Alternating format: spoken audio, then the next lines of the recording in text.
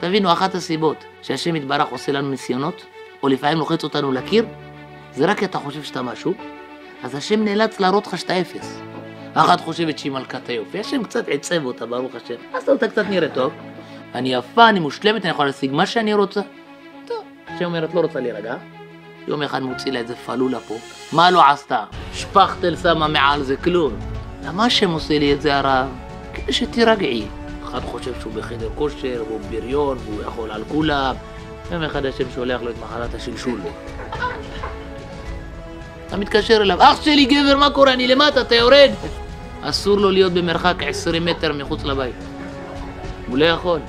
לפעמים בעל מזלזל באשתו יותר מדי. רק אני מתגרש ממך, מחכות לי בתור. בסדר, התגרש ממנה, הומלס. מבית לבית מחפש לאכול. מהרגע שהתחלת לחשוב שאתה מנהל את העולם, אתה יודע, השם ידחף אותך לפינה, עשה אותך אפס כזה קטן.